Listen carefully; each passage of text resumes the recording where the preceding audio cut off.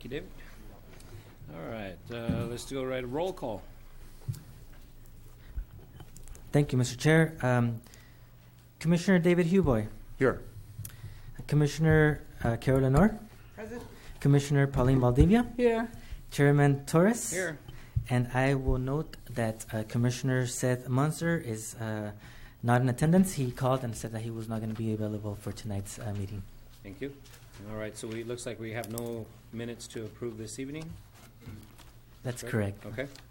All right, we'll move on to the next item, communications from the public on items not listed on the agenda. This is the time for anyone in the audience to speak on any item not on the agenda and within the subject matter jurisdiction of the Planning Commission. When the Planning Commission calls your name, please come to the podium, state your name and address for the record, and speak to the Commission. Each speaker will be limited to 2 minutes. Please note that state law prohibits the Planning Commission from discussing or taking action on any item not on the agenda. Abraham, do we have any speaker cards? There are no speaker cards, Chairman Torres. All right, thank you for that. And we will move right into the public hearings. Item number 1, Site and Architectural Review number 2018-4, San Felipe Storage. The applicant is requesting site and architectural review approval to construct 3 new mini storage buildings and an office at an existing mini storage facility located in the M1 Light Industrial Zoning District at 1541 San Felipe Road, further identified as San Benito County Assessor's Parcel Number 051-130-003. SEQA is categorically exempt. Abraham. Yes, thank you, Mr. Chair. Members of the Planning Commission, good evening. This item, as you recall, was continued from the April 26th Planning Commission meeting. It was scheduled for last month. However, the applicant asked if there can be a continuance because there were some changes from from the previous proposal to now, and we'll get to those in a little bit. But it was publicly noticed for this meeting for tonight as well. The applicant is requesting site and architectural approval to establish 3 mini storage buildings. Last month, the proposal was for 2. And also an office at an existing mini storage facility located at 1541 San Felipe Road, essentially San Felipe Frontage Road. 2 of the mini storage buildings would measure approximately 4,600 square feet in size, approximately 20 feet wide by 230 feet in length, and 9 feet and 4 inches tall, and would be located just east of the existing fence, which separates the existing storage facility to the east from the vacant land to the west. As you can see here on the screen, the buildings that are proposed are circled in red. A 3rd mini storage building is proposed at the east end of the site and would measure 4,200 square feet. The dimensions would be 10 feet by 420 feet in length.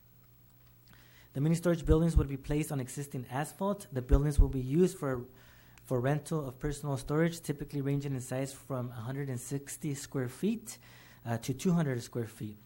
The buildings will be pre-engineered metal buildings and will have 4-hour area separation, fire-rated walls at the midpoint of each building. The buildings would have a beige color with orange doors and forest green trim. The storage site currently includes 4 existing covered storage structures, as you can see here on the map, and these are mainly for boats and RVs. And there's actually also another 6 mini storage covered structures on the site as well. There is an existing entry to the storage area from San Felipe Frontage Road that bisects a fallow agricultural field, and there is a 6-foot grain slatted chain link fence placed across the property approximately 225 feet from San Felipe Frontage Road. There's a section on the code, the Hollister Municipal Code, that indicates that there should be no outdoor storage or mini storage within 500 feet of San Felipe Road, which is the reason why the area closest to San Felipe is vacant, and the mini storage is placed towards the rear east of the site. A portion of the site is within the Hollister Municipal Airport Comprehensive Land Use Plan. It's in the inner safety zone.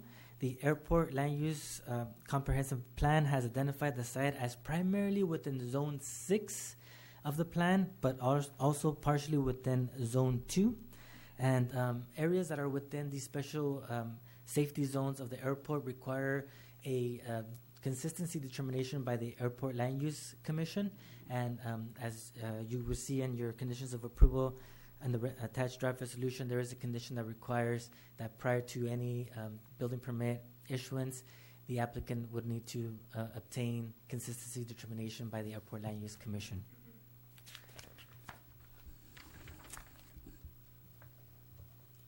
As here in on the screen, you'll see the examples of the mini storage facilities.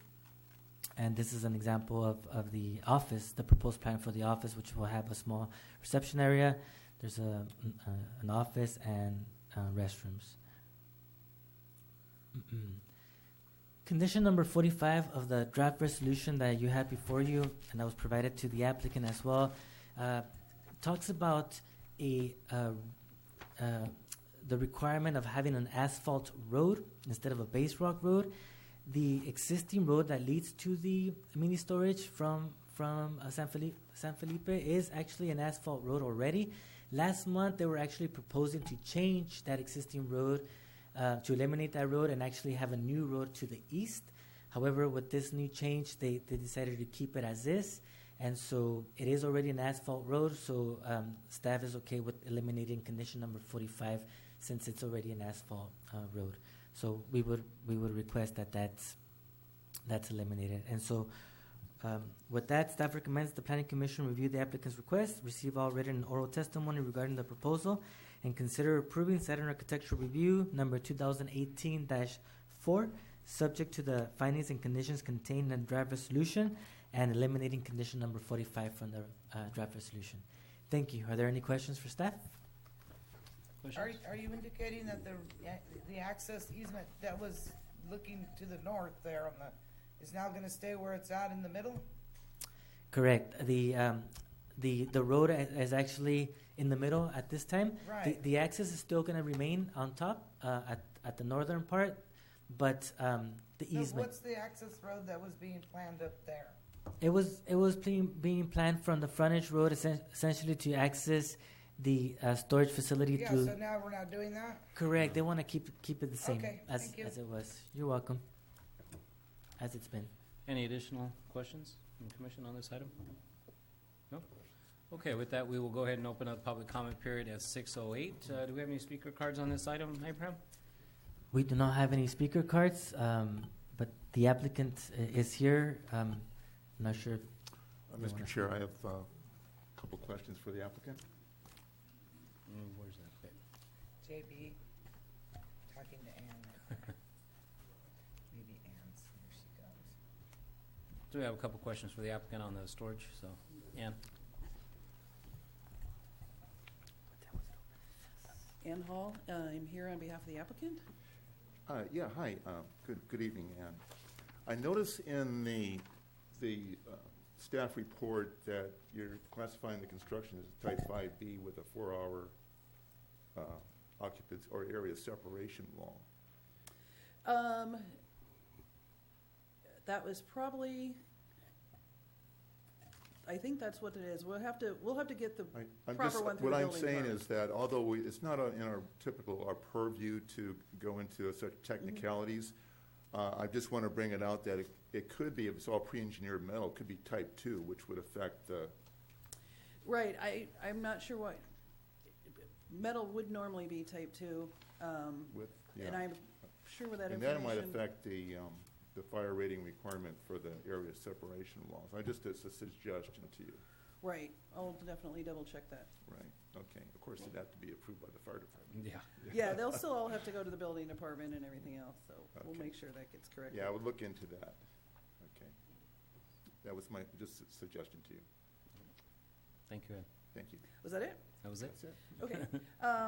Then the applicant is here as well, and there's one other condition that we'd like to question, and that has to do with, it's condition number 47, requires that a tubular or chain link fence be put up to enclose the existing drainage basins on site. There is a chain link fence around the perimeter of the site for security purposes, but if you go back, so in fact you can see right there they've got ponds. They had recently put up the posts with chain so that you can't drive, they put those up to protect people from driving into the ponds. And the question was, would that be considered sufficient to meet this condition?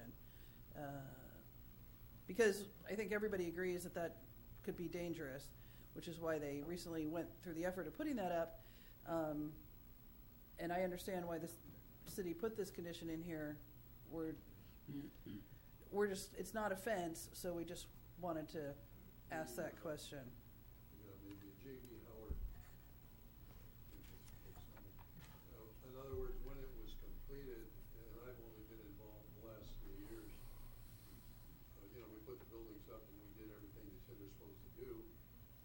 I kind of wish maybe when we're talking about this now, we would have had a requirement to do it then, but we felt that the stanchions, what we're basically concerned about is somebody driving down there and driving into the ditch, and with this we put up, this should handle it, okay? But we did this all on our own without asking anybody. Now, I've only been involved for, 3 years? I think it's been there 13 or 14 without anything there, and there's never been an issue. So I'm just wondering if you folks would consider what we have done here, which cost us quite a bit of money, and we just completed the job. And if that would suffice, I guess is what I'm asking. So with that, I guess we'd pose that to staff. Thank you, Mr. Chair. Yes, we discussed that earlier amongst staff. The question was provided by the applicant's engineer, and to see if that would suffice. We talked amongst staff.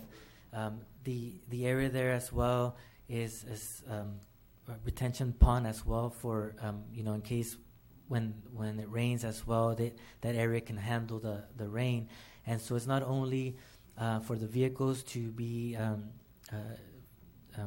to avoid vehicles to fall into the ditch, but also the requirement for either a chain link fence or a tubular fence is normally the requirement that the city has to surround or to block storm basins, storm management basins or retention ponds. And so for safety of, say, for example, if there are kids out there, to try to use that as a barrier to allow for not the kids or anybody to fall in that area, especially when it's retaining water.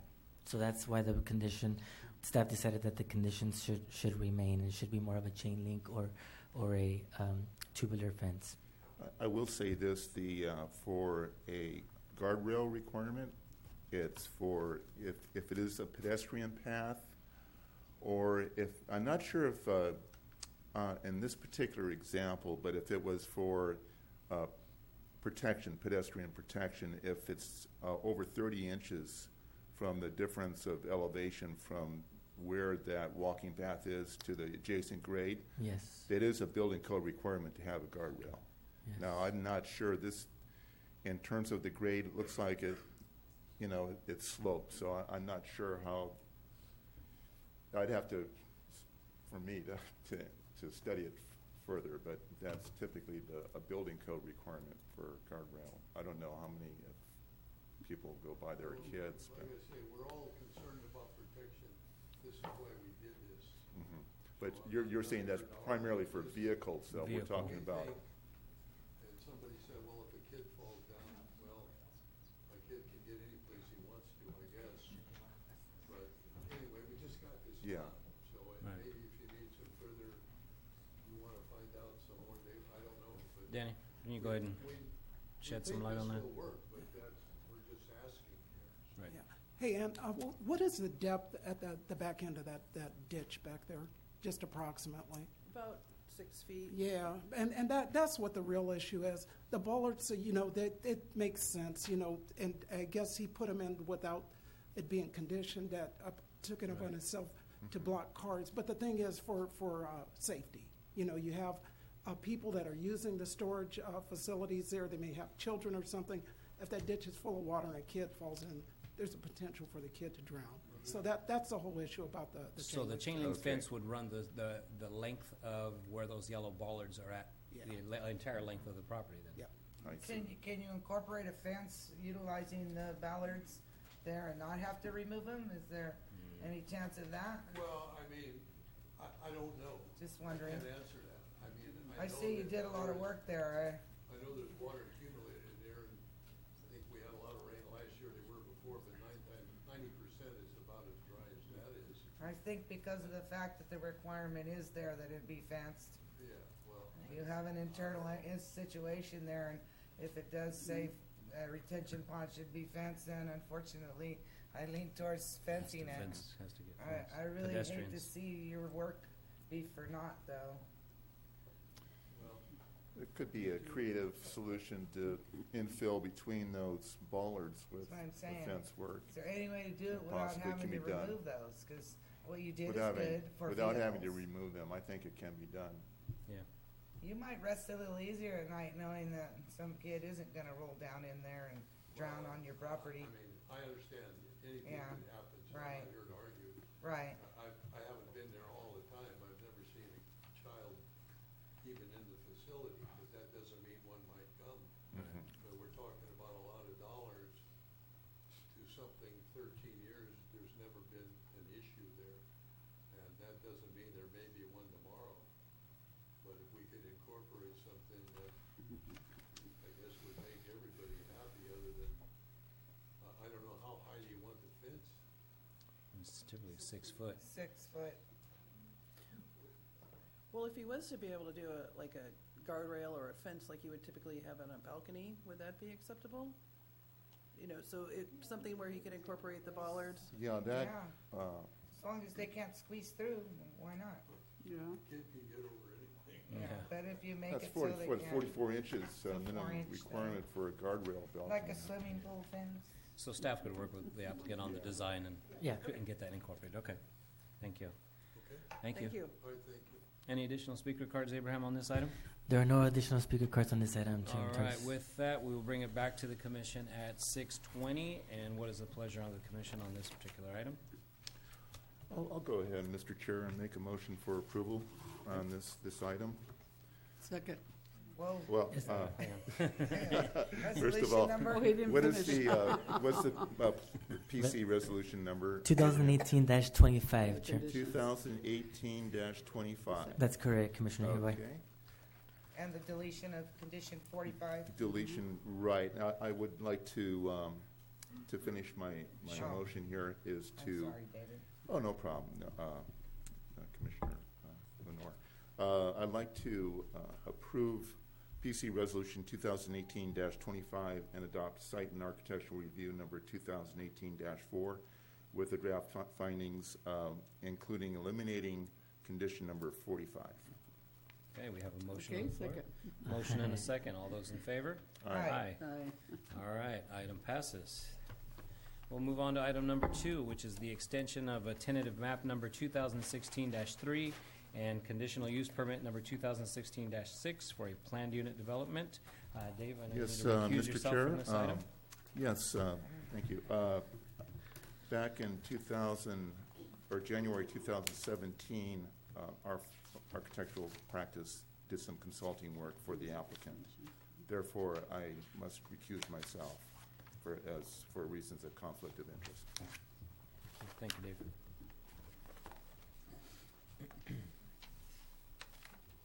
The applicant is requesting an extension of an approved tentative map for the subdivision and conditional use permit for a planned unit development of a 1.23 acre property into 8 single-family residential units in 3 open space lots, all within the R1 LPZ single-family residential performance overlay zoning district.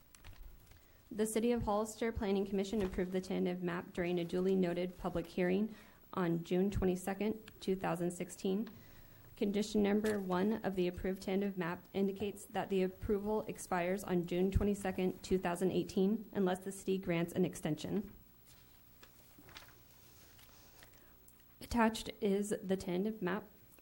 The previous approved resolution number 2016-21 and 2016-22 are attached as well.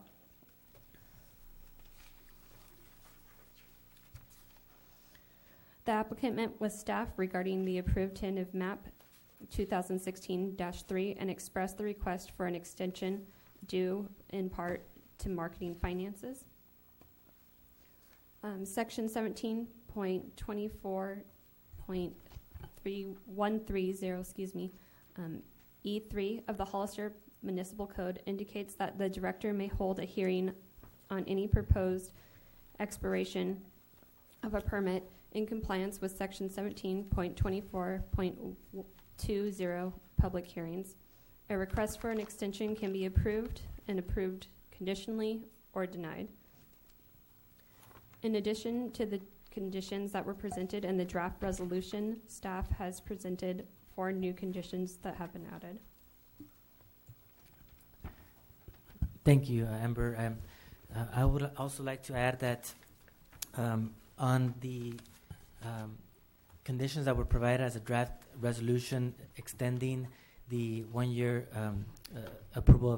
extending the approval of the tentative map for 1 year, and also the conditional use permit for a plan unit development, we would like to add essentially modify condition number 16 on the resolution, which indicates that Planning Commission Resolution 2016-21 and Planning Commission Resolution number 2016-22 approved for tentative map application number 2016-3 and conditional use permit number 2016-6 apply to this project, with the exception of condition number 55 and PC Resolution number 2016-21.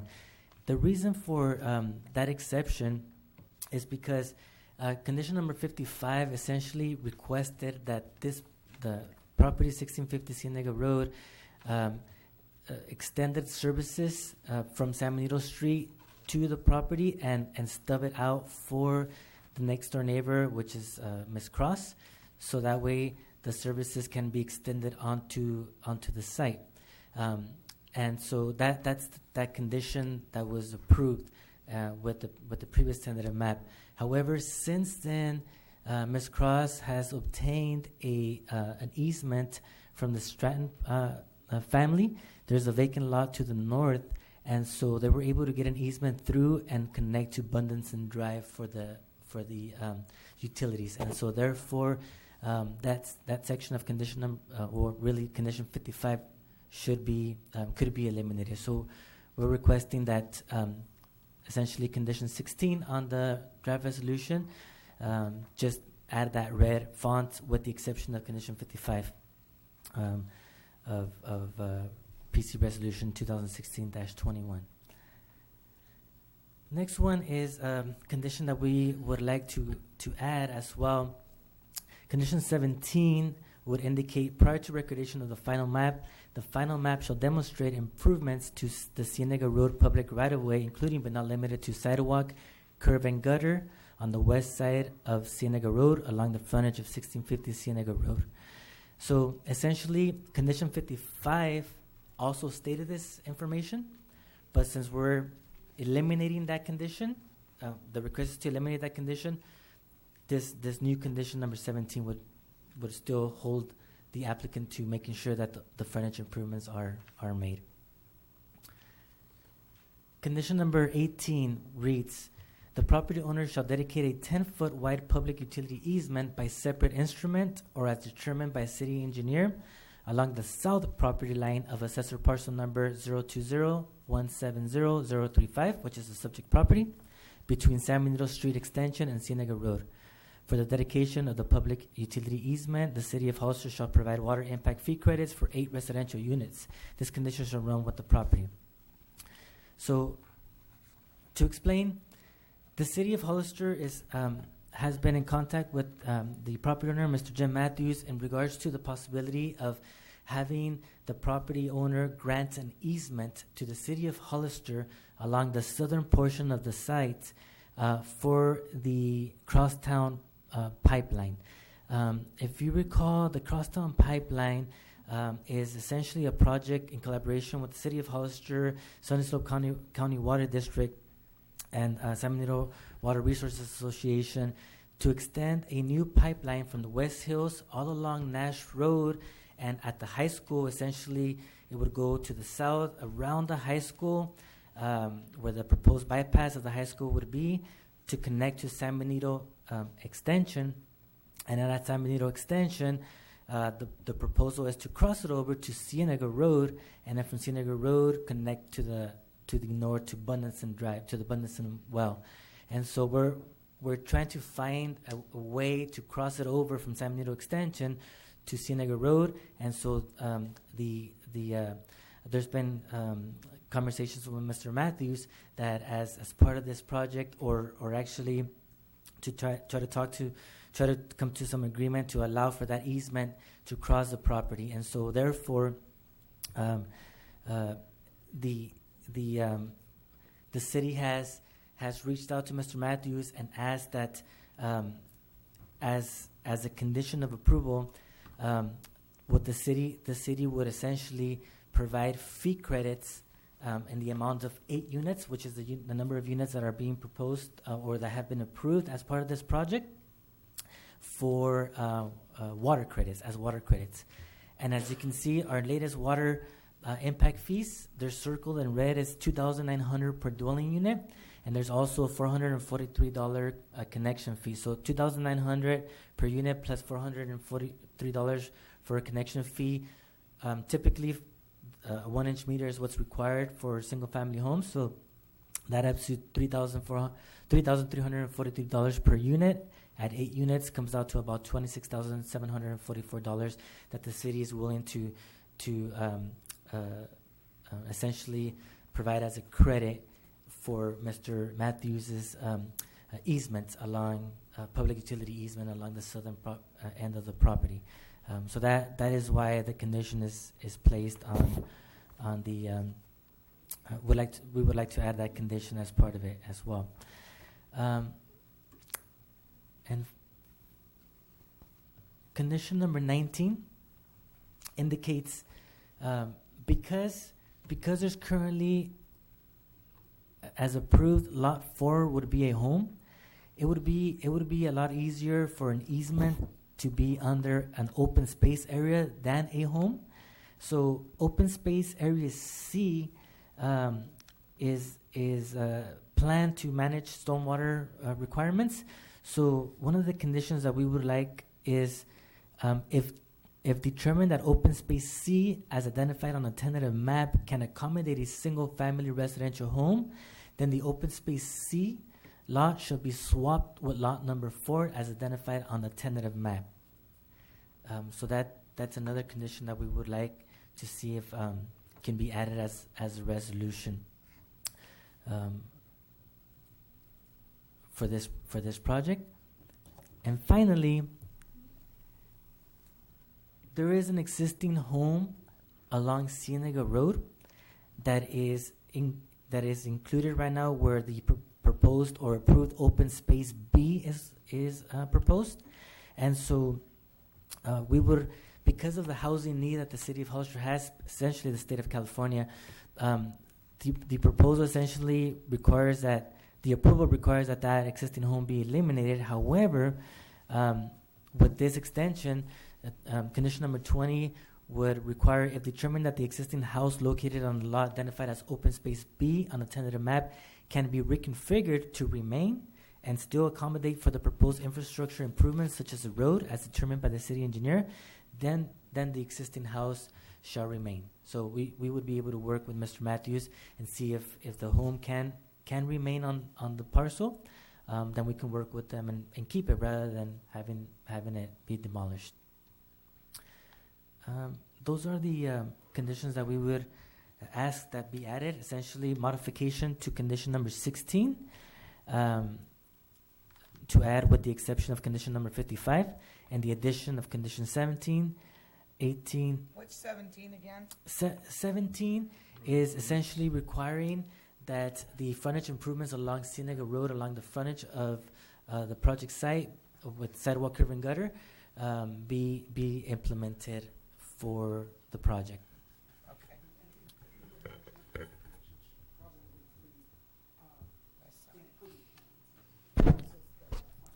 Very well. So the city engineer just indicated that instead of saying prior to the recordation of the final map, it should be prior to the improvement plans.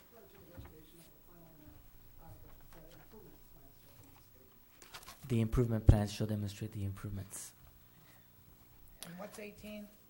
18 is the property owner shall dedicate the 10-foot wide public utility easement.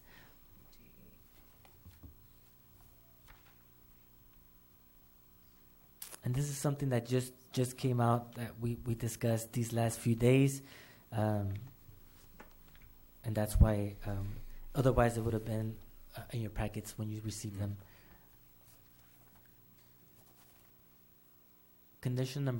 New condition number 19 would be if determined that open space C can be swapped with lot 4, then that should occur. And finally, number 20, we can work with the applicant so that home can stay on the property rather than being demolished. Okay. So with that, staff recommends the Planning Commission review the applicant's request, receive all written and oral testimony regarding the proposal, and consider approving a 1-year extension of tentative map 2016-3. A request for an extension can be approved conditionally or denied. Staff recommends approval with additional conditions as noted on the draft resolution to the already approved Planning Commission Resolution number 2016-21 and 22. Are there any questions for staff? Questions? So I do have a question for you. Huh? I'm sorry.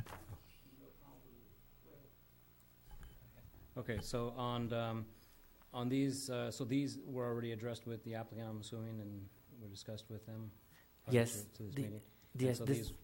Yes, So this afternoon, engineering staff reached out to the applicant Okay. to discuss this. This was just recent, yes. Okay, all right. That was my only question. Any additional questions for staff? Okay, with that, we will open it up to public comment period at 6:34. Do we have any speaker cards on this item? We do not have any speaker cards, Chairman Torres, but the applicant is here, and Okay. he wishes to address the commission. Hello, Planning Commission and Mr. Prado and staff. This is getting a little kind of crazy, but I'm going to try and make it quick because the Warriors are playing the Rockets tonight, and I'm a Warrior fan. And we need to win soon.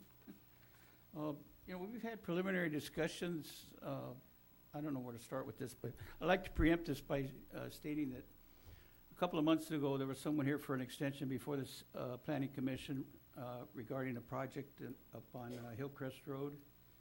And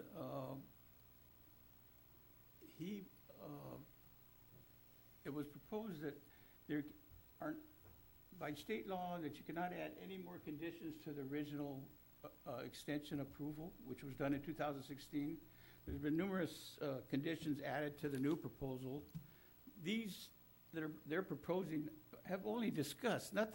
These aren't even part of the extension agreement. I haven't agreed to, there's no contract with them to run an easement through there. It is a separate issue altogether. It has nothing to do with the extensions. These are supplemental conversations we've had. 2 hours ago, I talked to Gov Hol. He proposed something to me. There's no contracts. It's nothing, just, thrown up in the air. It's hearsay. It's all hearsay, all the last part of this. It has nothing to do with the original extension. And there's been a lot of added things that I think by state law, and I think the party up on Hillcrest has conferred with the city attorney, or I know is Bob Cutts. who's the other one? Cutts. Who? Bob Cutts. Right. The Cutts piece But on Hillcrest. the attorney was Soren Diaz. okay, him, but then the other side, Paul Matt Ravello. Kelly was representing him. Okay, but Paul was conferred with at some point, and anyway, that's not the issue. The issue is my understanding is, according to, as noted at that meeting, that conditions cannot be added to an extension. You can only vote yes or no on approval of the original extension without any added conditions or amendments. The rest of this is just thrown up in the air and added in here. It's getting real convoluted. I mean, we're here for an extension. We're not here for pipelines and easements. And I have no easement contract with them. I have nothing. They have no right approvals for anything. It's just discussion. And how it gets tied up into this and convolutes it more is beyond anything I can imagine. I mean, I've been around for, we've been doing this, and that's probably going to be my last stand here because I may have somebody interested, but in the property, but it is really getting twisted, and it's not healthy for a staff to do these kind of things. I mean, I just don't understand how everything can be just pushed into a pot and make it like menudo. It's like a stew. Throw everything in the pot, put it in the thing, and just, he's not going to say anything. He doesn't know what's going on, and then and another thing I noticed, I don't know how it happened, but I'm not blaming anybody at this point. It's probably my problem, but I printed out what was sent to me on email, and I'm skipping 17 through 22 on the conditions. But my point is, a lot of this is extraneous. All that, pipelines. Hey, we'll talk. I'm a reasonable man. I have no problems with discussing it with them, but nothing has been contracted. It's not part of this extension. I mean, So given the situation, Mr. Matthews. I've talked to him. I'm willing to talk to him about these things, but it has nothing to do with the original extension. And then some of these things I haven't heard of. Community facilities district, all you should be looking at is the original extension, and is my opinion. And Okay. I thought that was part of state law, that you could only look at the original conditions and say yes or no. You can't be throwing this conglomeration of thoughts in here and kind of pushing it behind my back. So let me interject, Mr. Matthews. You can ask Mr. Hills. I just talked to Jeff Hall 2 hours ago, and all of a sudden it's on the agenda. So do we want to signing off? Do we want to do any kind of? I know we've had other applicants who have come in where we requested these, and we asked to push it out to the next meeting. How does that impact his ability for an extension there if we do push it off till the next planning commission meeting, so he can actually have time to talk to staff? Does that really cut it close to his cutoff point? If the planning commission desires that, it would be okay to push it off to the next planning commission, so that way there would be more time to discuss these and maybe come to some type of real agreement regarding the easement. I know that the expiration is June 22nd, if I'm not mistaken. But I'm not sure if the city attorney can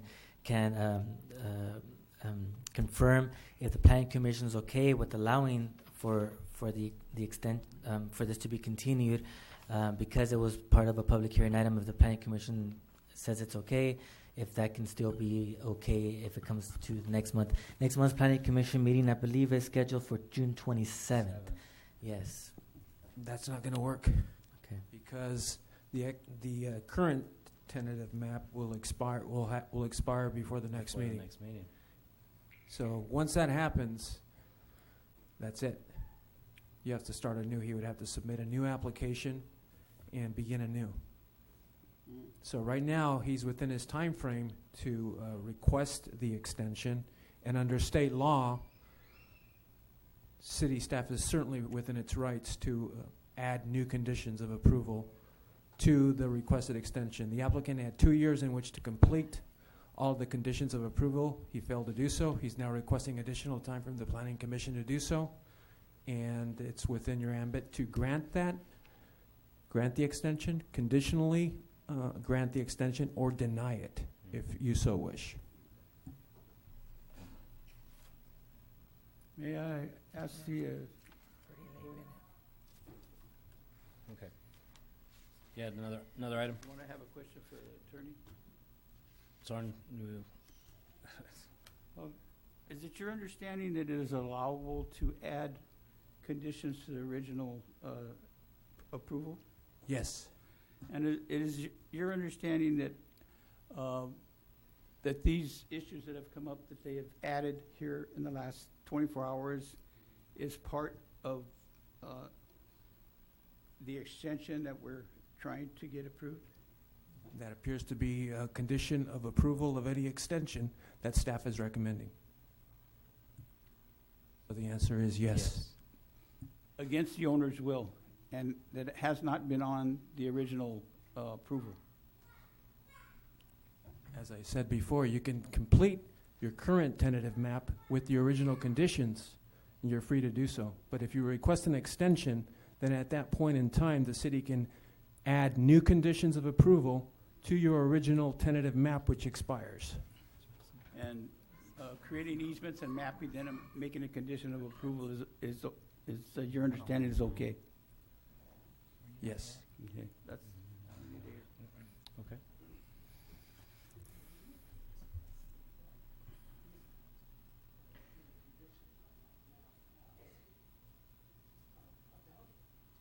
Right. Right. Right. Some of these things, Jimmy, I think some of these things would benefit you, to tell you the I'm truth, not from saying, what I'm I'm just, hearing. I'm no It's benefit or no unfortunate that benefit. it's so last minute, because I understand what he's saying.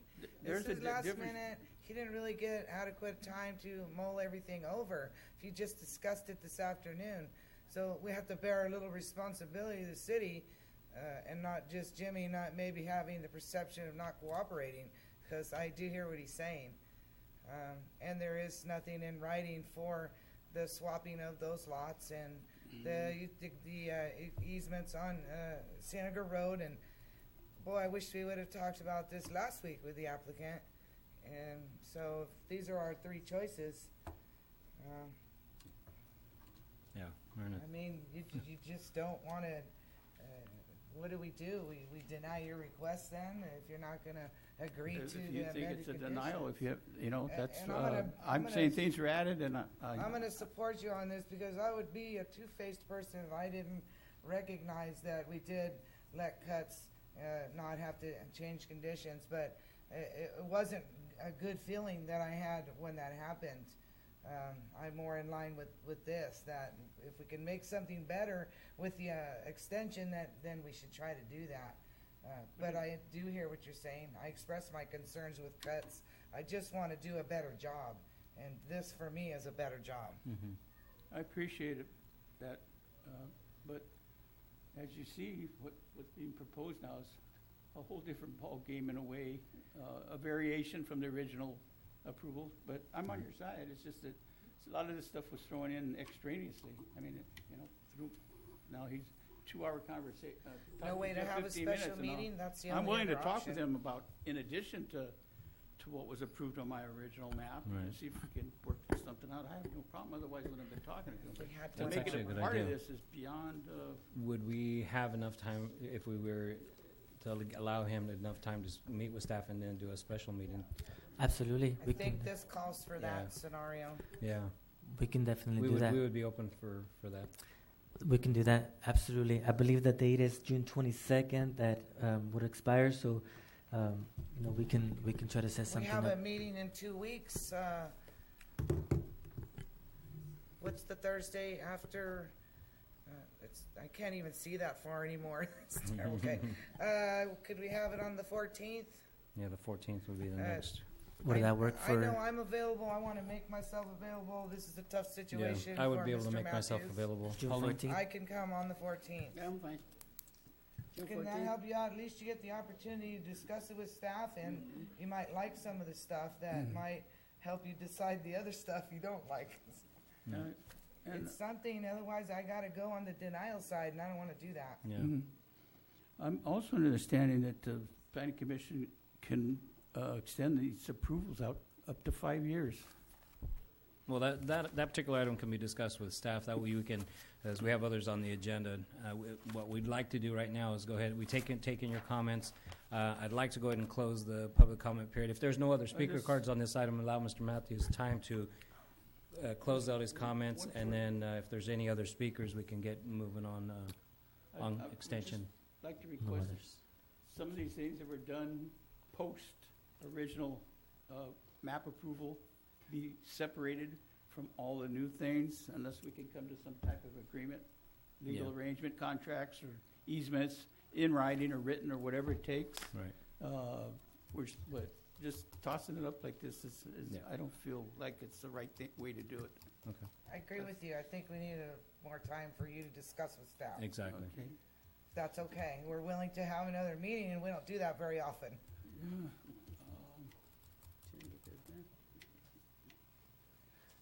Yeah. I'll see where it goes. All right. All right. All right. With Okay, that, thank any you. other speakers cards, Abraham? No more speaker requests. All right, so from we'll Thursday. close that up at 6:46. Thank you for and your time. I thank you, appreciate Mr. it. Matthews. Go And- Warriors. Bring it back to the commission. So I think we're all in Have a agreement that, consensus to I continue? think we're all in agreement that we would like to go ahead and see that extended out to Mr. Matthews for the 14th of June.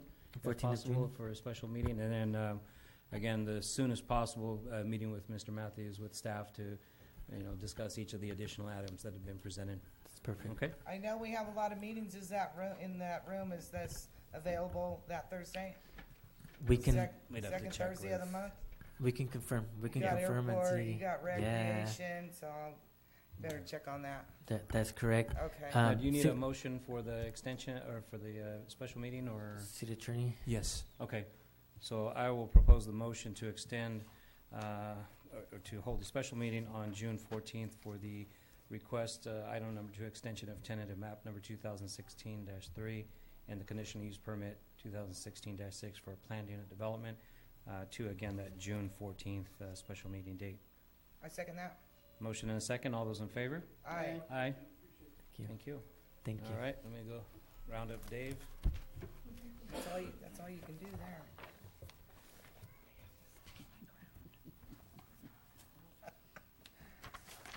You have to be consistent from here on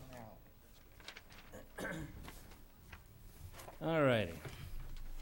Those in the audience who need to get their signature cards, we'll take want to do a 5-minute, Abraham, to allow the students to go ahead and get their signatures. I think I don't know they if should you guys stay the whole decide. meeting. That's fine. That's what I'm thinking. I don't know. Yeah. If I was your teacher, you wouldn't be leaving early. It's one night, man. That was that crowd, nobody.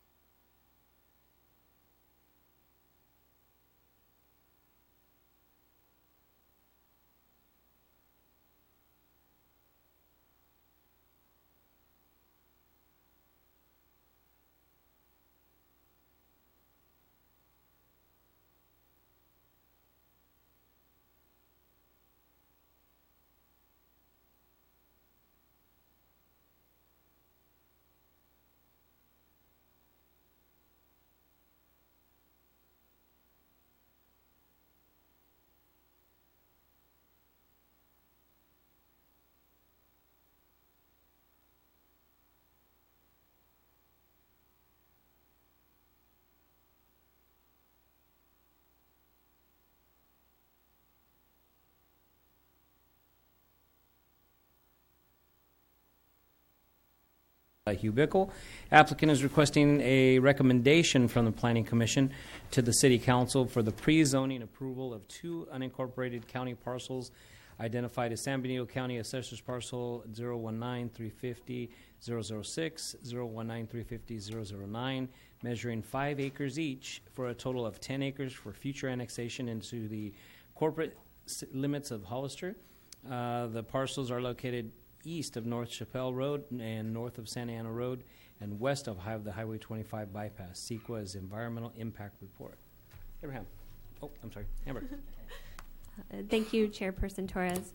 The applicant is requesting that the Planning Commission recommend the pre-zoning to the City Council of two unincorporated county parcels identified as San Benito County accessory parcel numbers 019350006 and 019350009 of approximately 10 acres in total for future annexation into the corporate limits of Hollister. The parcels are located east of North Chapel Road, north of Santa Ana Road, and west of Highway 25 bypass. Both the City of Hollister boundary line and the sphere of influence border the southern end of each parcel and the western side of accessory parcel number 019350006. These parcels are not within the sphere of influence but are within the planning area of the city's general plan.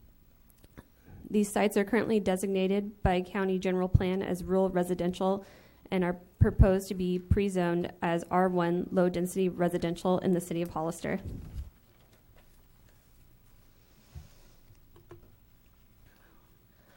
The City of Hollister, pursuant to the requirements of CEQA Act, has prepared the Chapel Road Environmental Impact Report, or EIR, to identify and analyze significant environmental impacts resulting from the project, has identified mitigation measures to reduce the environmental impacts to less than significant when possible, has also collected and responded to public agency comment on the draft EIR, and has prepared a mitigation monitoring and reporting program, or MMRP. The Planning Commission recommended the approval of the EIR to the City Council as its regular planning meeting of April 26, 2008.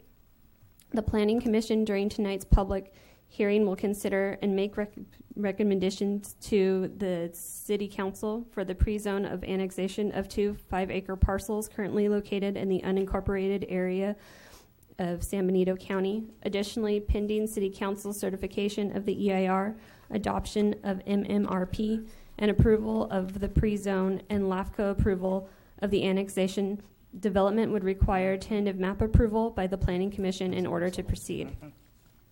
F and H. With this, staff recommends that the Planning Commission review the applicant's pre-zone request and receive all written and oral testimony regarding the proposal and considering the following actions.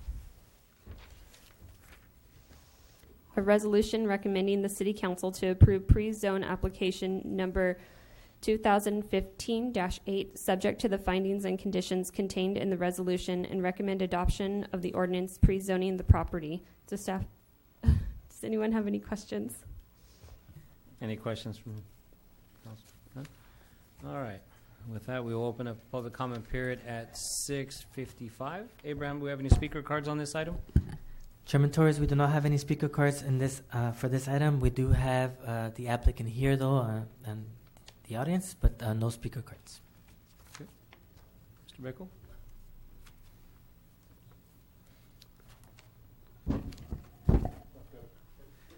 Thank you. We can get it after. That's fine.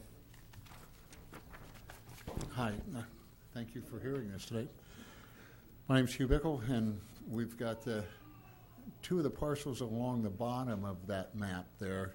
That's Santa Ana Road coming down across the bottom, and then Chapel runs up and down on the left side of those parcels. As you can see, one of the parcels actually is surrounded on three sides by the city. You know, it's right in the corner there. It's very close to shopping. You know, it's right downtown. You can walk to most places. The post office is right there. The DMV is there. There's restaurants. It's a logical annexation to the city. You folks approved the EIR for that whole area, a month ago. Now I assume it's going to go to the city council shortly. So, hopefully. Anyway, there's a couple pieces up in the middle. There's 35 acres that you've already pre-zoned out of that. And so these are just two more, which brings us almost to 50% of the area asking to be pre-zoned. And I assume the other people will as they get further into the process. So anyway, we've got EIR's done, approved by you. It still has to be approved by the city council. They abut the city. The other three is, and I don't know if she said it. I missed it. I apologize. The parcels, the pre-zoning does conform to the city's general plan, adopted general plan. So it appears to have done all of its check marks. So with that, if you have any questions, I'm happy to answer. Okay. Any questions for Mr. Bickle? None? All right. Thank you, Mr. Bickle. We'll go ahead and close the public comment period at 6:57 and bring it back to the commission. It's a pleasure of the commission on this item.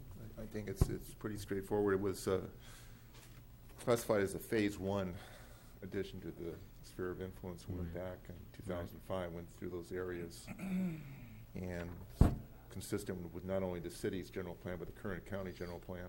I agree. I'm in favor of going forward with the project with EIR certification and also recommending it to the city council. Okay. Unless there's any other discussion. Any other discussion? Yes. I understand the pre-zoning is a necessary tool for planning. It's an important one. But I want to go on record as stating again, and I'll keep repeating this, is when this property eventually starts to develop, I hope those neighbors are all talking to each other, because I am not going to go willy-nilly piecemeal. I'm putting it on record now that I'm looking for a comprehensive plan that includes that whole area. Not just one lot here, one lot there. I'm willing to pre-zone, but I'm not willing to do anything further unless this project is coordinated internally with all the properties. And I am concerned that the access is nothing on 25. So we have a large area here in the city that's going to compound North Chapel. Doesn't really have too much to go there because no 25 access. So again, I'm going to go along with the pre-zoning, but it's going to get a little more stickier as we move on, because I don't want to see it one owner doing this and one owner doing that and one owner doing this. You guys are going to have to talk to each other. That's all my comments are. Okay. Any additional comments? No. Okay.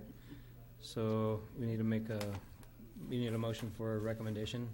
I move That's that we great. adopt PC resolution 2018 dash. What was the last one? 25 was the So last. it's going to be 26. 26, 2018-26, recommending approval of pre-zone 2018-5 to the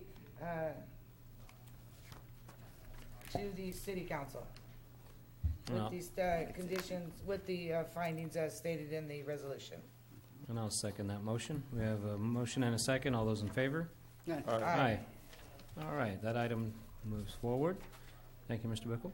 Item number 4, tentative map number 2018-2, conditional use permit number 2018-2 for a planned unit development and site and architectural review number 2018-6.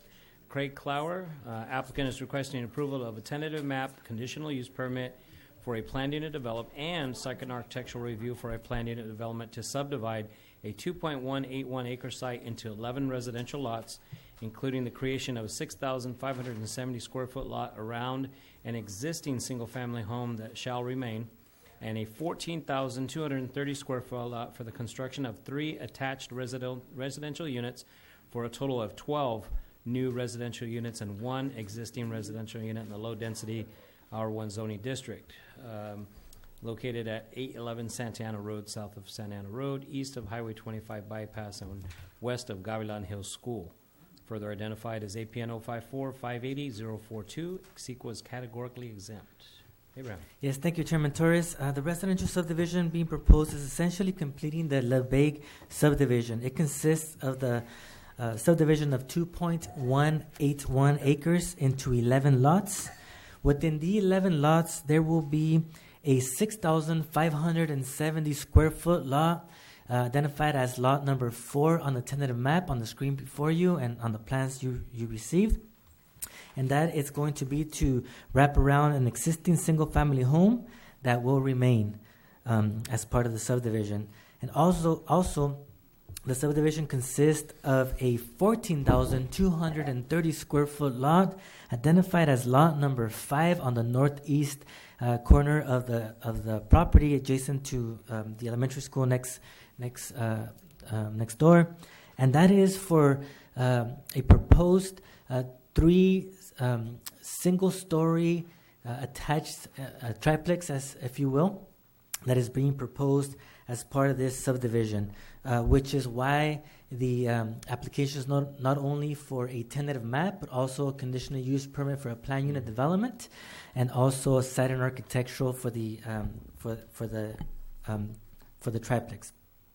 The other 9 lots would vary in size from 6,003 square feet to 6,583 square feet, consistent with the R1 low-density residential zoning district of the Hollister Municipal Code.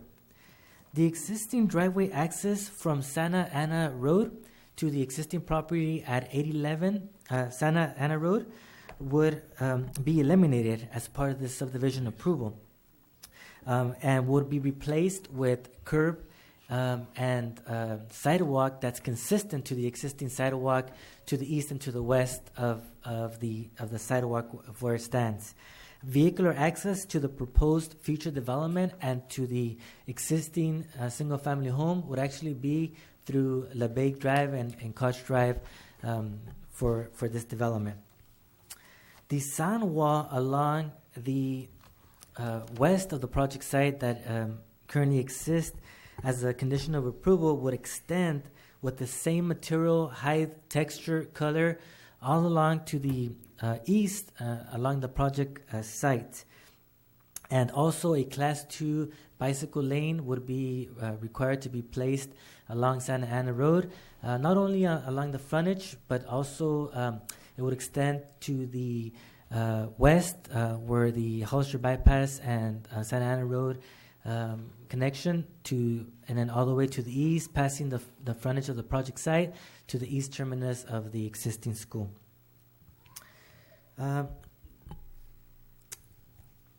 That was the subdivision part of it. The conditional use permit for a plan unit development. A conditional use permit for a plan unit development is required to allow a variation in dwelling classification in the R1 low density residential zoning district. A site and architectural is intended to provide for site and architectural regulation review and approval prior to development of multifamily residential as to both on-site and off-site improvements and the height, width, shape, proportions, and exterior construction design to ensure architectural compatibility with surrounding area and to promote unified and distinct development within areas. Lot number 5 would include 3 attached single-story residential units on a 14,230 square foot lot, which a conditional use permit for a plan unit development and a site and architectural review is required. Each unit would consist of 1,164 square feet of livable area. 2 of the units would be 3 bedrooms and have 2 bathrooms, and 1 unit, the unit in the middle, would actually have 2 bedrooms and 2 bathrooms. All 3 units would have a 1-car garage, covered garage, measuring approximately 240 square feet, and there will be an additional 6 parking spaces, off-street parking, for a total of 9 parking spaces. The Hollister Municipal Code parking requirements requires 1.5 parking spaces per every 1 or 2 bedroom unit, 2 parking spaces for every 3 bedroom unit or more, and 1 guest parking for every 4 units, which would have a requirement. This triplex would have a requirement of 7 parking spaces. The proposal is 9, which meets and exceeds the parking requirement of the units. Each unit would also have a private open space in the rear yard, varying in size from 380 square feet to 480 square feet. The 3 attached residential units would measure 18 feet 3/4 of an inch in height and would face the west. Access would be from a driveway along LeBake Drive. The residential units would have a craftsman style with multiple front columns near each of the 3 entryways. They would have multiple double-hung windows on each of the units, a front yard porch in the middle unit, stucco exterior with a vertical siding look in the northerly unit with brick on the bottom half of the columns, horizontal siding appearance in the middle unit, and stucco siding on the westerly unit with brick on the bottom half of the front elevation. The sides and rear elevations will also have a stucco finish material. As you know, commissioners, the City of Hollister has recently received a certified housing element. As part of the housing element approval, we had multiple planning commission meetings. We had multiple city council meetings. Commissioner Valdivia was actually part of the city council, I believe, at that time. And we also had multiple joint city council and planning commission meetings. One of the big, we discussed various housing needs in the city of Hollister, including affordable, rental, special needs housing, to say the least. And so one of the housing requirements that, as you well know, was lacking here in Hollister is actually the need for rental housing. One of the ways single-family residential zoning districts are primarily designed to have single-family homes. The minimum lot size really is required to be 5,500 square feet. However, the zoning code allows for a variation in lot size with the approval of a conditional use permit for a planned unit development to allow for homes such as these, which would be, in this case, a triplex, to allow for the possibility of rental stock to be a part of our subdivisions that are very much needed in the city of Hollister. The city of Hollister staff worked with the applicant in producing the subdivision and the proposal of the triplex. The triplex is actually proposed on the northeast corner of the site. It's all going to be single story, which is compatible to the neighborhood, and the design of the triplex is essentially as well compatible with nice craftsman style type of design for the residential unit, which is why part of the application request is for a Saturn architectural and conditional use permit. The landscaping that is being proposed as part of the project consists of a sycamore tree, California sycamore tree, on each of the lots, with the exception of Lot 5, there would be 3 sycamore trees, and also 4 crepe myrtle trees along Lot 5. Lot 5 would also have some turf area and some shrubs as well. And also along the north side of the proposed sound wall, there would be a total of 6 sycamore trees and 14 crepe myrtle trees, along with multiple shrubs as well, to provide a nice landscaped area throughout the subdivision and along the sound wall that's being proposed. The City of Hollister staff, engineering department, and planning department met with the school district, actually provided referral to them on the proposed project, and we actually met on site last Friday, May 18th, with the director of facilities, John Talaya, and another colleague of his, and the applicant as well, to discuss the project site. And also, one of the concerns that the school district had is fencing, the type of fencing that was being proposed for the project site. And so we met out there on the site. The City of Hollister has a standard condition in our conditions of approval that require that no double fencing is allowed. So there should essentially, the developer should replace, if there's any existing fences, should replace the existing fence, and there should be one fence that's shared amongst both properties. The City of Hollister School District, Hollister School District, actually has a policy of their own that they have their existing fences along where they have their surveyed property boundary lines. And if there's ever, in accordance with my conversation with with Mr. Talaya, and then his conversation with the school district is if there's ever any need to replace their fence, they would do it without necessarily having to negotiate anything with any adjacent property owners. That's just a policy that they've had, and so normally our policy of double fencing is placed of not allowing for a double fence is placed because there's concern that whenever there's a double fence, say a wooden fence next to another wooden fence, that weeds in the middle can grow and could be a potential fire hazard. Another concern is that garbage can get stuck in the middle. In this case, the school district has a chain link fence, and so therefore, any type of garbage that's stuck in the middle, it was discussed by the school district facilities director that their maintenance employees would be able to handle that because it would be visible mainly from the school site. And in regards to any type of weeds or anything that would grow in the middle, those can be visible as well and can be handled by their staff. So in these cases and in cases before, such as the Orchard Park subdivision and the Cerro Vista, the homes that are next to Cerro Vista Elementary School, the city has allowed for the development perimeter fence to be adjacent to the existing chain link fence, and so the city would be okay with that as well. Lastly, before taking comments, we do want to indicate that the Planning Commission a few months ago recommended a zoning amendment to require that now new projects that are being proposed provide notice of proposed project on site. This is actually the first, after your recommendation to the City Council took your recommendation and approved the ordinance, and so there was a certain waiting period that took effect, and so this is actually the first project that where the ordinance took effect, and so we were really happy with the notice of proposed project sign, which is in Spanish, English, and in Spanish.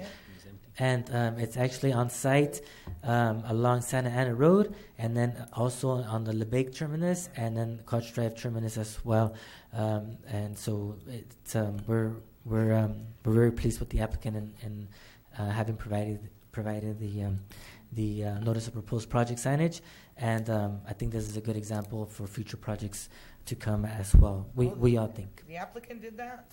Correct. That is a requirement that the applicant nice would have to job. do that. Yes, we believe so too.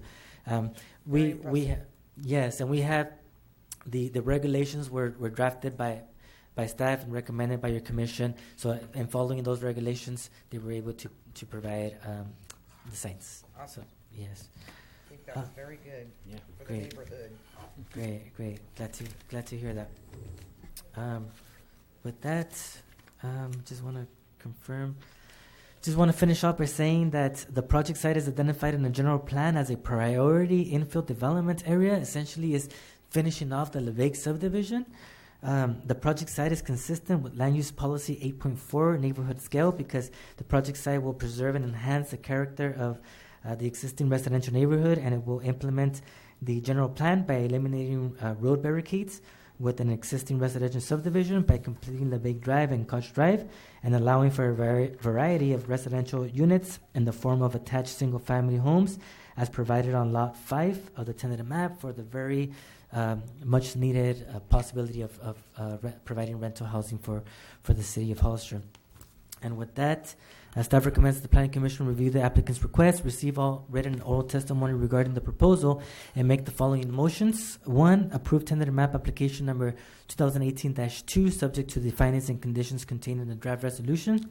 2, approve conditional use permit application number 2018-2 for the approval of the plan unit development, subject to the findings and conditions contained in the draft resolution. And 3, approve site and architectural review 2018-6, subject to the findings and conditions contained in the draft resolution. Thank you. Is there any questions for staff? Question? Excuse me. What we're approving is the tentative map for all 11, what was subject to purview. That's correct. Our discretion is the tentative map for all 11 lots, the conditional use permit for the variation of the R1 classification, That's And correct. then the site and architectural review, but the design just for the 3 units, rental, Attached. quasi-rental units are, hopefully that's what they're end up to be. Correct. You have it. Correct. And the single-family homes are all single, but they're not part of the site and architectural review. That's correct. What about the sound wall, though? Do you typically ask the applicant to provide a submittal for the sound wall, how the elevation of that, or is there any, can you tell us what that's going to look like and how is that an extension of an existing sound wall, or is it going to be? Yes. What is that? What's the design of It's gonna that? look the same as that. Thank you for your question, Commissioner Heboy. The requirement would be that the existing sound wall that's currently on the west area of the LeBake subdivision along Santa Ana Road be extended. The condition would require that it's extended to the same height, material, texture, color, and it goes all along the frontage and per review and approval of the city engineer. Okay. Any other questions? Thank you. You're welcome. I'd like to compliment the applicant for the design. I was pleasantly surprised on the 3 rental units. I think you located them in the best spot because it's not a single family, but it is a single family. So that was very nice. I think this is a very gentle infill development for the existing neighborhood, and I like it. And I'm glad you eliminated that driveway on Santa Ana, so they're going to come out the back now. I think there was some thought put into this. I like it. Exactly. Yeah. Okay. Any additional That's all my comments? comments. We're fine. All right. With that, we'll go ahead and open up public comment period at 7:20. Abraham, speak. Yes, we have 3. Travis Segura.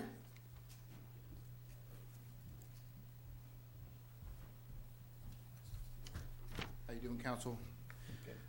So I just wanted to speak on behalf of this proposed. I understand that was a great idea for that proposed sign over there, but what is the actual time frame that we should have had that sign placed in the neighborhoods? Because I literally had about a week to really try to do my research and figure out what was going on. So it was kind of caught off guard. Even though that sign was there, we had no idea there was any existing plans or anything like that. Nothing in the mail. None of that took place. And that's a concern for me, because if things like this are happening, we'd like to know so we can at least speak on that behalf. So is there a certain time frame that's supposed to be? You didn't get a 300-foot notice in the mail? No. Abraham, was that? To see that list? Yeah. So I'm sure that list is. So we have available. yes. The requirements for public noticing is that they get published in the newspaper. So the publication of the newspaper would have to occur 10 days prior to the public hearing. So that was one of them. 300-foot notice. The other one is 300-foot notices is also sent to the property owners within 300 feet of the project site. You would When have are to those vote on it. sent out, Abraham? Those get sent out 10 days prior to You have the planning list. commission. There So- it is. Yes. So you say 10 days, but you guys were having, it sounded like you guys been talking about this in other commission meetings prior, right? So, On No. different levels, not on this level. No. Maybe in the Okay. We're talking pre-zoning, about the signage. annexation, right. the notice for the neighborhood, but they're within the law on the noticing. Okay, so it's just, But I'd like to know where your 300-foot notice went in the mail, because you're right there. And I can't believe none of you got it. I'm telling you, we didn't know it till that sign was up there. I mailed those out for 20 years, so I don't know what happened. Yeah. I'm telling you. Okay. Okay, so a couple concerns I have about this proposed. Again, this is a single-family home area, and I understand you guys can modify and in this unique situation. I know we're in need of rental properties, but it is a single-family home area, and that will stick out, and that could possibly affect us in the future because it's not totally designed the way it should be as a single-family home. I don't understand why we can't, instead of putting a triplex there, why can't we just put a single-family home in addition to that? Why does it have to be a triplex? Well, what is the purpose of that? I mean, why not keep it a single-family home and just have that home fit in with what we have Well, I already? think he explained to you that we have a housing element, that we have to mix the different types of housing up. It's not just good for complying with state law, it's good for the community. We have got to create rentals, and we're going to do it. Well, I understand you're going to create rentals, but Yeah. it's like And I it's think that's almost like a gentle. trial to me, because what we're doing is we're just throwing it. Hey, let's check it out. Oh, no, Let's we've put been these doing triplex. We have them No, throughout we've- the city. We've been doing it. Yeah. Just Okay. the last one we approved had, how many multiple units there on South Street? Did several right there. Correct, An 12. Apartment complex. So you're lucky that you only have that little 3 units back there, which look like single family. I still don't It think I'm could have lucky. been I mean, why not keep it a single family home? I mean, Because we're trying to meet goals of different style types of housing. I understand. I understand that. I know you That's guys why. have the goals, but it's Yeah. affecting our area, so that's why I'm speaking out. It's affecting our community that we Yeah, don't that we have don't enough have rental rentals. housing. It's affecting Yeah. our Right. overall community. Yeah, and I understand that. So California does have an issue. They have a Yeah. need for that. I get it. Right. I get it. But what I'm telling you is, it's a single family home area. Why throw in three little triplex Yeah. homes in Got there? 3 little triplex homes that you're not even going to notice. Oh, we'll notice it. No, not with new construction. Yeah. That's a misnomer. Yeah, we're gonna notice it. I mean, whether the council thinks we're not, we are. We've been living there. We're gonna see the difference, and that's why we're making this. Okay, let's, Okay. Some other issues I do have is the traffic flow through there. The families are growing in that area, and I've noticed that since I lived there. I've lived there for 6 years now. It's constantly growing. More cars, more traffic. That area where we are at, there's going to be oncoming traffic now opening up in that area. I got 4 kids. They're all homeschooled. I am concerned about the area. I bought that place because it was a But nice. you knew it wasn't a cul-de-sac. It was going to punch through. It was never I didn't know. I didn't know it was Well, going to punch through. That's kind of obvious when there's no. Actually, they're making cul-de-sac an right improvement there. by taking off that drive from Santa Ana. That's certainly No. Yeah. Yeah. So they're eliminating that drive, so that actually is. I think that's a smart. Yeah, and I agree with you on that. I agree because Santa Ana's crazy right there. If you were to come out of Santa Ana, scenario, you would have bought in a cul-de-sac that wasn't going to punch through. You know what I'm saying? because this is I'm the last sorry. phase, I'm April, yeah, right? sorry. hey, it's okay. You knew So that was going to punch through. when I you did not know, but I'm All right. telling you how I feel. Your And- realtor and should have told you Yeah. that. yeah. Exactly. Yeah, your realtor. So my should've told you realtor that. should have told me that. Absolutely. Okay. Oh, yeah. All right. Well, okay. So Disclose that. moving on. So how is this construction going to work? I'm going to be concerned about the noise. I'm sure there's going to be a lot of dust in that area. There's already plenty of dust going on in that area. How are we going to take care of a lot of that issue with all that construction taking There's place? several conditions here that address construction activities and their Start practices. times, days. Dust, type of machines they use, no idling equipment. I mean, they're gonna do the very best they can not to make noise, but if I sat here and said there wasn't gonna be any noise, that would be a lie. Mm-hmm. There's gonna be noise. Somebody listened to your house being built. That's what else I gotta say. Okay. Yeah. I think that's all I got. All right, next speaker card, Abraham. Yes, thank you, Mr. Chair. Kathy Fuller?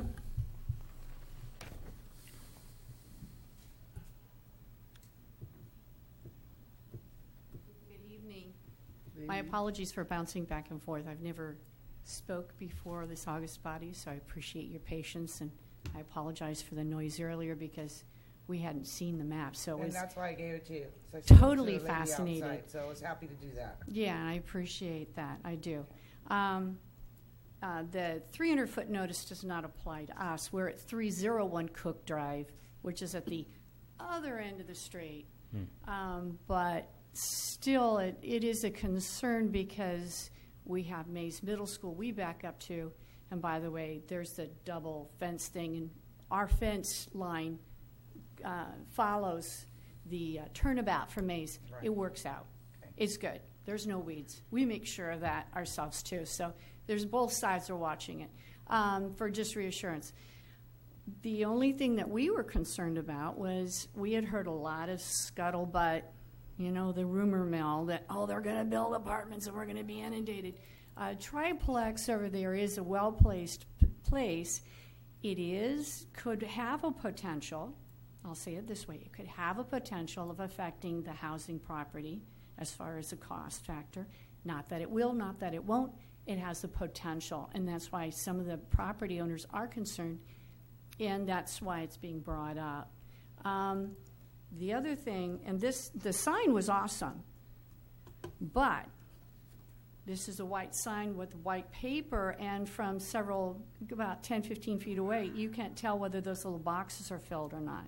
Just an FYI, if there was some way to make the sign a different color than the notices for the paper would be really helpful for us who, you just don't go walking up to the sign all the time. You're driving by, oh, there's a sign, sort of thing. So I just wanted to bring that up.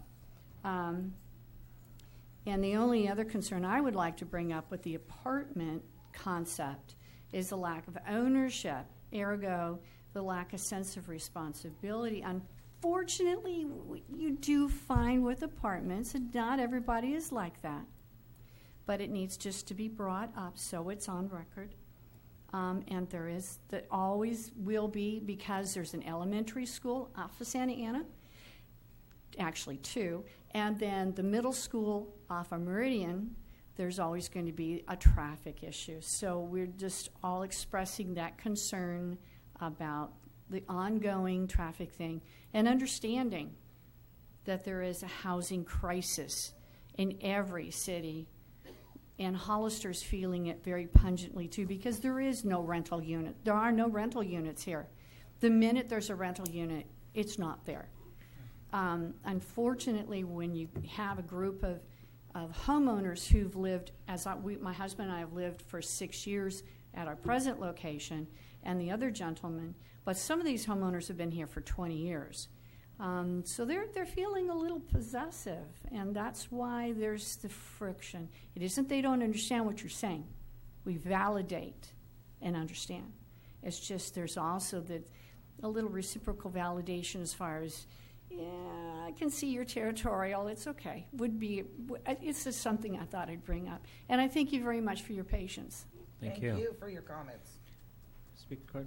Yes, Mr. Chair. Craig Fuller. Okay. Any addition? No additional comments. All right. With that, we'll close the public comment period at 7:28 and bring it back to the commission. All right, some comments, Mr. Chair, is that I think I like the site design. And I like, as I share with Commissioner Lenore, removing that drive from Santa Ana. The elevation of the Lot 5, the side elevation looks, it's single story. It does look rather plain, but you've got that sound wall that kind of will disguise part of it. I mean, it would nice. I can understand that it's close to traffic, so you don't really want a window to embellish that. Yeah. So I don't think there's really a lot that could possibly be done, or it makes sense because again, the sound wall will mitigate that rather plain side elevation. So I guess that's just a comment. I don't know what your comments are. But Any additional comments? No. No? Okay. Entertain a motion on this item, or? I move that we adopt, the Planning Commission adopt Resolution PC 2018-27, approving the tentative map to subdivide 2.181 acre site into 11 residential lots, including the creation of a 6,570 square foot lot around the existing single-family home. For a total of 12 residential units located at 811 Santa Ana Road, as stated in the findings and conditions in the staff report. I'll second that. But that was for tentative map 2018-2? Yes. Okay, we have a motion and a second. All those in favor? Aye. Aye. All right, and then we have a resolution for the conditional use permit. Correct. As well. Okay. Correct. I move that we adopt Resolution PC 2018-28, approving conditional use permit for planned unit development for a 14,230 square foot lot for construction of three attached residential units, as stated as the conditions and findings in the staff report. I'll second that. We have a motion and a second. All those in favor? Aye. Aye. All right. And if you'll allow me to, since I'm on a roll, I move that the Planning Commission adopt Resolution PC 2018-29, approving the site and architectural for the 3 attached residential units with the conditions and findings as stated in the staff report. I'll second that motion. A motion and a second. All those in favor? Aye. Aye. All right, this item Good moves luck forward. on your project. Absolutely. All right, new business, There is no new business, Chairman Torres. old business. There is no old business, Chairman Torres. All right, planning department reports No planning department reports at this time. and planning commission reports. Commissioner? Golden State Warriors. All right, with that, I'll entertain a motion for adjournment. I move we adjourn. I'll second that one. Next meeting is on Wednesday, 14th, our special meeting. Special and meeting. We'll have one on June 27th. Thank you. Thank you.